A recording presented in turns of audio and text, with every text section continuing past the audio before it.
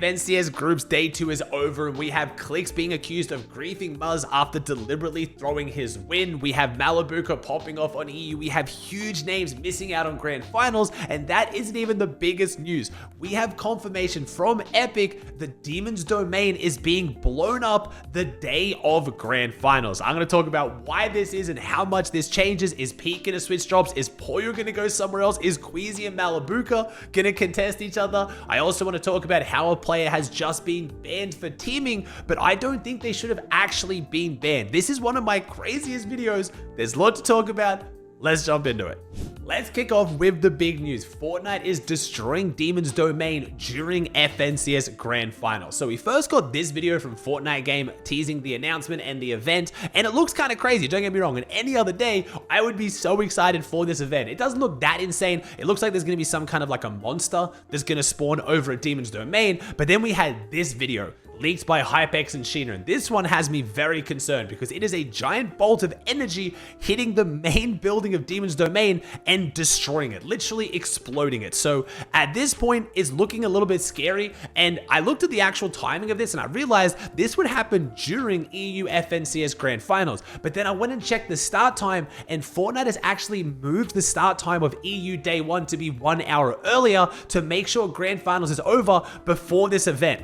So presumably, we're going to have Demon's Domain as normal for EU FNCS Day 1, but then for every other region for the rest of FNCS for Day 1 and Day 2, Demon's Domain is going to be obliterated. Now, this is causing big issues, obviously. I don't have to tell you why. We have two of the biggest teams on both EU and NA contesting at this PY. Pete vs. Poyo has been going on all season. It's been the talk of this season competitively, and Fortnite's now come in and got the last laugh because the PY might not even exist. And on EU, I was going to make today's video talking about how it's back to Malabuka versus Queasy because the French team is deciding to no longer contest them. So both the two biggest teams on EU and NA now have no drop spot, and Pete has already weighed in on this. Peterbot has tweeted out saying that he is actually going to be switching drops to brutal boxcars if Demon's Domain is destroyed. We still don't 100% know exactly what's going to happen yet. This could technically be a buff to Demon's Domain. Maybe Fortnite could run Grand Finals on a different update so Demon's Domain isn't affected. Like they could run it on the old patch and not have this event change anything, but I think that would be really difficult to do. They can do that at LAN events because LAN runs on a custom version of the game, but doing that on the online version of the game for Grand Finals, I just don't think is possible. And even if this does buff Demon's Domain, it changes everything. All the drop spots the pros have, all the strategies they have is completely based around dropping in the top of the building for that god chest up the top. And from what I can see in that video, it's gone. It doesn't exist anymore. So even if they buff Demon's Domain, even if it still exists, I think most people agreeing you cannot make a change this big the day of Grand Finals. I'm at least happy that all the major teams I can see going Demon's Domain are already qualified for LAN, so it doesn't completely ruin everything for them, but Fortnite does a lot of goofy stuff. You know, it's not the most competitive esport. We all know that. Things are a little bit crazy. Yes, nothing like this would ever happen in Counter-Strike, but I feel like Fortnite, even by Fortnite standards, we're taking it a little bit far right now. Outside of Queasy raging on Twitter, and there's been a few clips of Ages on stream saying that they're going to contest Brutal Boxcars now, but honestly, it seemed like a bit of a content farm. We don't really know what the other teams are planning on doing. It was really Peterbot who kind of jumped in early and said he's going to go Brutal Boxcars. Now, if you're a Peterbot fan, I'm not going to lie, this could actually be a good thing for you. Now, obviously, we don't know how Grands is going to shake up, but I have to imagine that Peterbot uncontested at Brutal Boxcars. We'll see whether Edgy qualifies, and if Edgy qualifies, if he contests, but Pete uncontested at Brutal Boxcars has a much higher chance of doing well or even winning FNCS than what Pete versus Poyo did at Demon's Domain. Like, anyone has to admit that. And this could end up being a good thing because it also saves Peterbot's off-spawn rep. You're probably thinking, Aussie, why would Peterbot not just go to Brutal Boxcars then? If he wanted to win and do well, he would have gone there in the first place. And I agree. I don't know what Pete's motivations are. He has said he is still going to go back to Demon's Domain if the POI exists because he wants to contest Poyo, but I think this is honestly the perfect situation for Peterbot. If I'm Pete, and I have the intention of wanting to win FNCS, I'm waking up so happy to see this information because Brutal Boxcars is a phenomenal POI. Edgy's team hasn't yet qualified LAN. I'm guessing they will probably leave. They've said they're going to contest Peterbot on the timeline. Maybe they will. Duke's Edgy, you know, they've been around for a while now. They're both FNCS champions. They do have a little bit less to play for than a lot of other teams. Maybe they will just leave and not contest. But if Pete can actually lock that down uncontested, I think Pete can win FNCS. Now, that is if Pete Pete wants to win FNCS, but he has to maintain his off-spawn reputation coming into globals. That's the main reason why I think Pete's team hasn't left Demon's Domain. You know, you can call it ego, you can call it whatever you want, but coming into globals, you don't want to show weakness. You don't want to show you're a team that's going to leave if you start to lose the spawn fight, where now you have a great excuse to leave because your POI might be obliterated the day of Grands. You just want to start practicing a new POI so you're not going into Grand Finals with no preparation. So this could end up being really good for Peterbot. We'll see how it shakes up over the next few days. Pete might just decide that he's going there completely. We might have Poyo announce a new POI.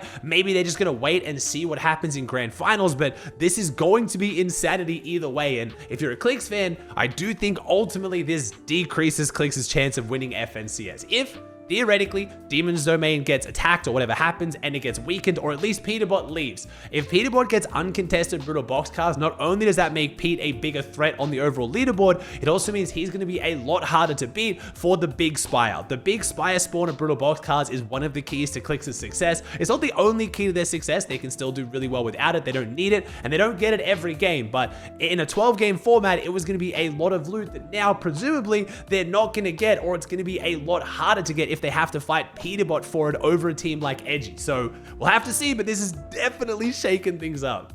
Whether this situation is going to be entertaining to watch or not, I understand if you're excited for this, you think it's going to be hilarious, it's going to be crazy. We have an event going on midway through Grands, like it's going to be nuts, and I get that. I'm going to try to make the most of it and just enjoy it, because sitting back and complaining about it isn't going to do anything.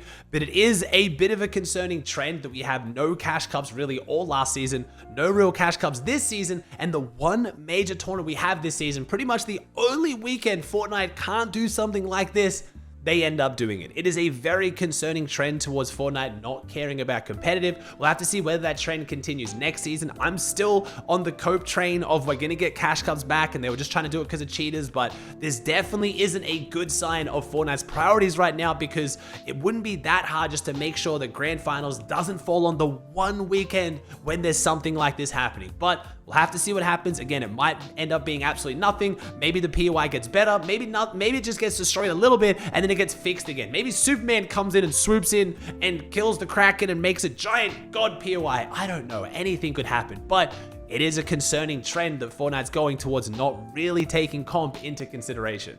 That's all already crazy, but I do need to talk about something else that's pretty insane before we talk about who qualified through groups. We have Preston's team being disqualified, him being banned for being fed a kill and teaming, but why I don't actually think he should have been banned. This is a weird one. So I got sent a clip from the other player's POV in this situation. The clip has now been deleted. I'm guessing whoever made the clip has realized with more context this doesn't actually make a lot of sense, but as you can see from Preston's POV here, he goes up on a stair and then we have a player just kind of stand in front of him and deliberately die. He kind of stands in the open. It looks like some of the worst acting I've ever seen. He knocks Northern, who's the player, and finishes him. Now, this looks incredibly suspicious, and from Northern's POV, it looked even worse. He's just running in the open, doing nothing, trying to die. And I thought as soon as I saw that, this team should be disqualified. That's obviously teaming. But with more context, it makes way more sense. And we had 20 actually tweet out the entire video of this situation, even with comms from him and his teammates, so you can hear exactly what's going on. I won't show you the whole video, but I'll summarize it very quickly. Basically, what happens is Northern gets the shrine bug. It's where you try to put a sprite into the shrine, and you now basically can't do anything for the rest of the game. His team has to come and try and rescue him by doing all the different tricks that sometimes work. They're using a fishing rod, they're trying to push him through doors, they do absolutely everything they can, and then they try to die instead. Northern tries to eliminate himself by running up a ramp and jumping off, but because he physically cannot jump, he falls off. That ends up not fixing it. 20 then tries to res him. It's still broken, so he realizes he has to get knocked and then also finished. By this time, they've wasted the whole start of the game on this point. They're on pace for qualifying to Grands as well, so Northern ends up going up the ramp, comes back down, and then decides he needs to be eliminated, so he stands in the open so Northern shoots him. Now, I will point out, during this entire time before this, 20 is building off Northern to try to not get him eliminated by an enemy team, and 20 even shoots back at Preston's team. Now, once Preston knocks this player, he actually tries the W key and get the finish, but he has to drop back because his team isn't with him, and it's still a whole trio. So I think with more context, it's very understandable why Preston would eliminate, Northern. And yes, you might say, oh, Northern's an idiot for trying to let another team kill him. I think they were just getting desperate. They tried literally everything to fix this bug, which is a bug, by the way. They should never even run into this situation. But even if you want to give Northern a hard time for, being eliminated by an opponent, you cannot punish Preston. What's Preston supposed to do? Every time a player has bad movement in front of you and they might be suspicious, you're just supposed to not kill them. Like, it was very clear they weren't teaming. I understand from Epic's point of view why they would have banned based on the first clip, because again, I jumped to conclusions and thought they were cheating as well. But with more context, going in and doing the full research, which I would hope Epic would do, but again, they're not live on stream in front of the players who can give their side of the story. I understand, but I do think Preston should definitely be unbanned in this situation. If you think that, you know, Northern should still be punished, that's up to you. I think it's just a really crappy situation. I can actually respect how hard this team tried to fix the bug without being eliminated by opponents. Also worth pointing out, even after they got eliminated and rebooted, it still didn't fix. So because Preston got banned and their team got disqualified, the spot actually rolled down to Day. So Day has now qualified for Grands, but what makes it even weirder is you can say, oh, well, let's take the elimination away from Preston. He shouldn't deserve the elim because he got given it for free. Strange, but fair. But then with that elimination, that is why they qualified over Day, because Day only missed out by 1 point. It's because of that elim that Day didn't qualify, but it's because of a bug that Preston got the elim. But Preston can't not eliminate someone just because of a bug. You see what I mean? It is such a messy situation, and it really does suck we've gotten here. But I wanted to make sure I gave the full context in case you saw some of the tweets without the extra stuff. I'll also link Twenty's video down below in the description if you want to watch it with all of the comms. You can very clearly hear that they are not teaming and they are just trying to fix their game. It's just a really, really crappy situation.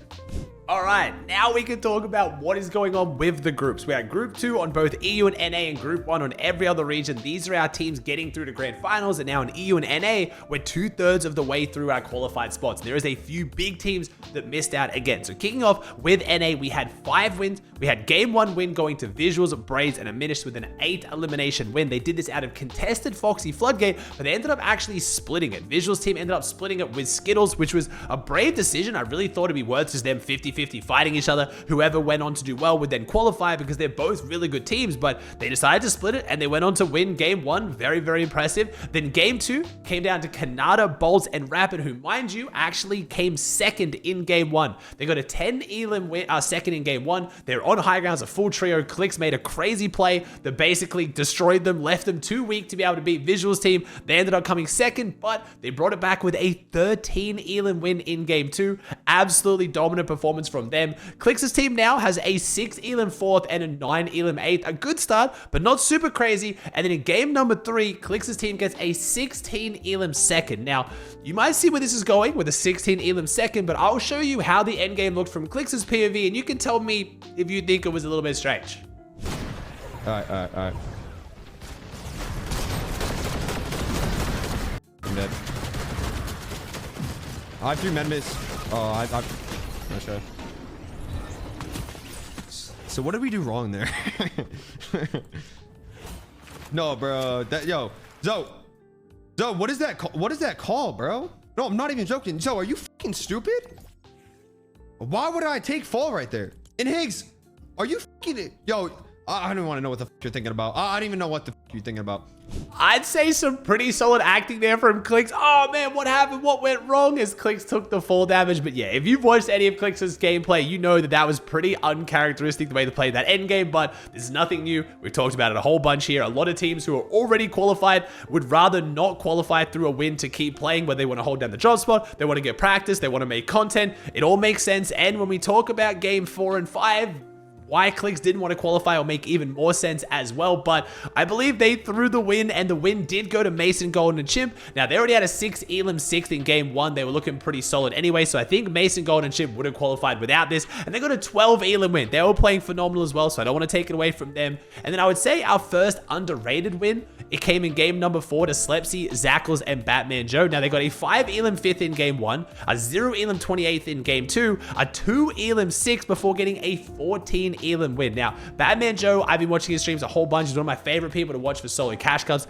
This dude has a bunch of passion, uncontested brutal box cars. They were definitely a team good enough to qualify. I didn't predict them. I'm not going to pretend like I did, but they are a solid team that I'm really excited to see how they go in grand finals. And then our 5th win went to none other than Seek, Joji, and Donnie. Now, they dominated the tournament during this point. They got a 0 elim 14th. The first game was a bad game, but then they brought it back with a 6 elim 2nd, 3 elim 5th, 6 elim 2nd, and then finally got the 8 elim wins. That's the 5 teams that made it through on the win. Now, we have our consistency teams. Clicks, Higgs, and Iomzo, like I said, were dominating the tournament the whole way through. They got 353 points. They were the most consistent team by over 100 points. And that includes with Clix' team playing a little bit differently in the last 2 games. Now, if you watched any of the tournament, you're probably a little bit confused, but we had Clix' team decide to make a very aggressive play onto Muzz's team. This might seem a little bit strange. Muzz is signed to the same org as Clix. They're both in Xset. Why would Clix aggressively try to run around the map finding Muzz so he could take them out of the lobby? And this goes back to a video I made over about a week ago where we talked about how Clix was accusing Muzz's team of teaming with Cooper's team every time they tried to fight them. Basically, Clix has now had to adapt to the Surge trading meta out of Supernova. They like to trade their Surge with Flooded Frogs, which is Reed's team, but Reed's team is spending most of their time trading Surge with the Resistance-based team, which is Muzz's team. And then every time Clix tried to key Reed, Muzz's team would try to get involved in third party. Now, while I waited on that discussion and said that I did not think Muzz's team was teaming with Reed, I think the way Muzz's team played the fights is very normal. Clix's team thinks that if they make Muzz's team not qualify, that means Reed's team will be forced to take more Surge trades against them.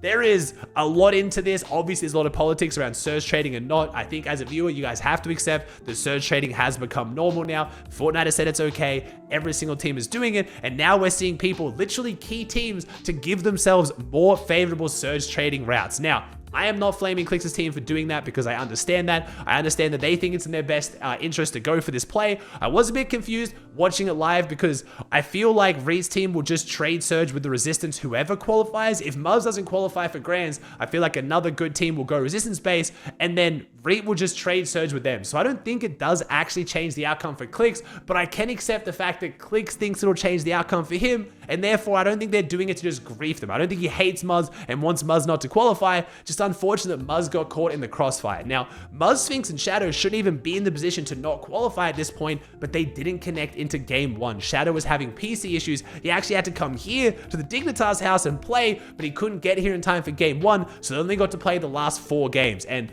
with Clix's team trying to W-key them, it was too difficult and they did not qualify. Muzz could still do it through last chance, but I wanted to kind of explain Clix's logic and why they were playing so aggressively onto Muzz because it's upset quite a lot of people. However you weigh in on this, whether you think it's bad or good sportsmanship, my rule has always been if a team is making a decision that they think is in the best interest of their own game, even if it negatively impacts someone else's, I won't call that griefing. Now, we have 4 other teams that managed to make it through on consistency. We had Phaser, PH, Zen, and King. This is our Argentinian, Brazilian trio. This is our South American trio, and they did phenomenally well. They came in 7th on 251 points, and they did it well contested at Lone Wolf, and they won 4 of the times off spawn out of the 5 games. They got a 6 elim 3rd, 8 elim 4th, 10 elim 3rd, kicking off with an insane first 3 games.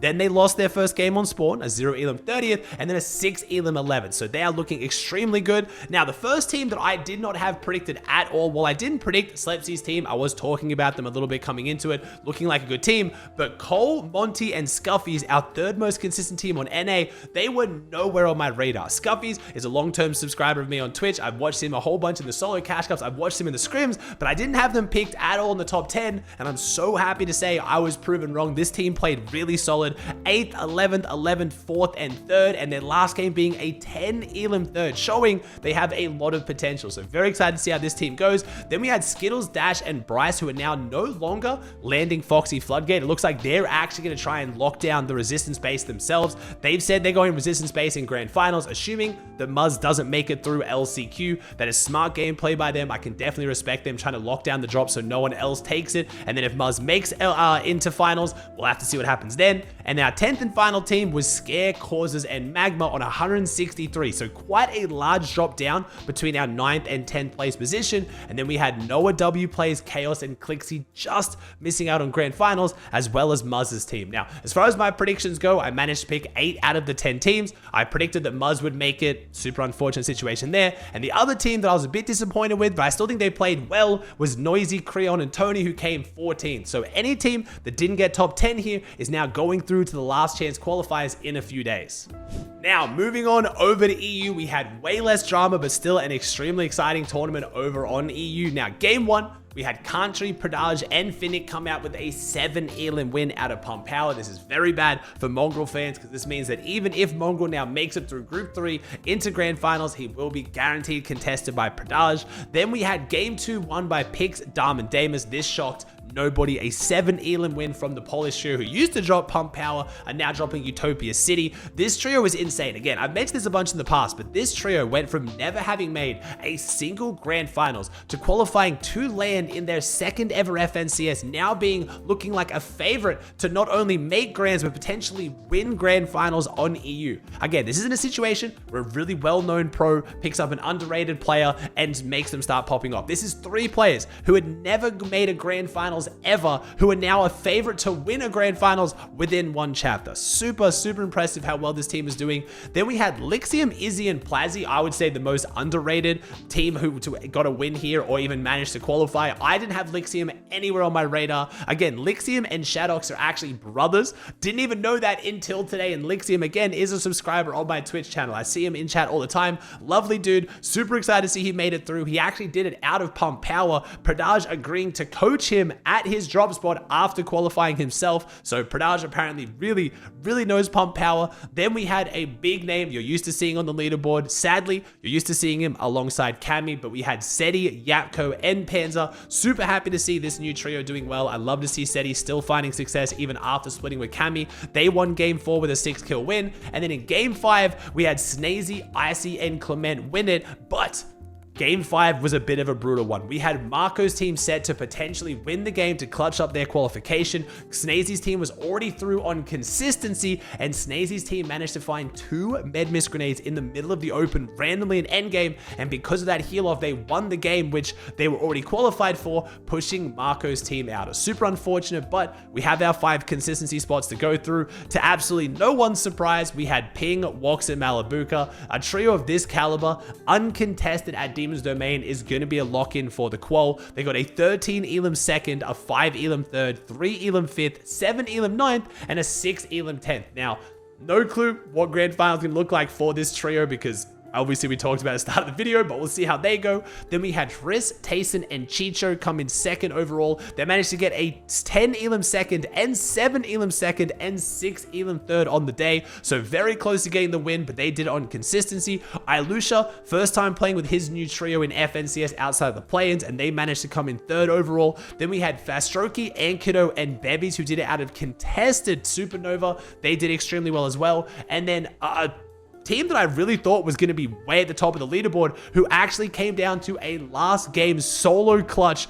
Focus, Mixon, and Upple came in 10th overall, just qualifying. And then we had Dexy, Eclipse, and Twy missing out by 19 points, a decent margin, but Dexy's team just missing out was extremely unfortunate. And then we did have some big names that now have to do it through LCQ. I'll run through some of the names and teams that need to make it through Last Chance on EU because it's already looking very stacked. So to recap all the teams from both groups so far haven't made it through, we have Thomas Sky and Scroll, Shark, Combek, and Blaha. Now we have Eclipse, Twy, and Dexy, Resguard, Mumsy, and Skyjump, Andalex, Marco, and Turtle, Hellfire, Tripburn, and Strapped. Yanis is looking for an entirely new trio because he didn't even make it through the play-ins. Zhu and Robin are looking for a new third because Kylie just quit after not making it through Group 2. We have Kiduo and Noah who are now looking for a third, and Z Andy who is also looking for an entire trio. So we might see a kind of like, you know, Kiduo, Noah, Robin, or maybe like Kiduo, Zhu, Robin. Like I feel like those German-speaking players, Yanis could fit in the mix, will kind of cook up something, but we're only 2 groups in and already EU only has 3 spots with like 6 or 7 really big teams. So LCQ Last Chance Qualifier is definitely going to be a spicy one, especially on EU. Now with teams like Muzz already dropping down on NA, it's also going to be very, very exciting to watch. I haven't been talking about West too much. Group 1 is now still underway as of me making this video. I need to get to bed so I can get up and do EU tomorrow. But as of right now, Mero has already won Game 2, securing his qualification to Grands. And I want to show you Mero's celebration because it is the most Mero win I have ever seen. My guy just died. My guy just died. It's true. The way they don't have heal off, or 2 of them are just fighting. I can't tell if it was 2 or 3. Medkits? Surely we win, right? Nice. Oh, boy. Let's go, bro. Dude, my dad walked in mid heal off. Let's go, bro. Yeah. Good game, guys. All right, I'm off. Let's go. Jeez. That's I'm gonna make a chill. good YouTube video. It also looks like as of me recording this, Epic Whale, Paper, and Victor are also guaranteed top 15, so they'll be going through the grand finals. Hopefully, Typical Gamer can also close it out in this group, and then we get to see how Bucky does tomorrow. We aren't done just yet. Group 3 is today. If you want to swing by my Twitch channel or my YouTube channel, I'll be doing a bunch of V-Bug giveaways. You can get a free pickaxe watching me on Twitch. Swing by. Group 3 is going to be an absolute banger.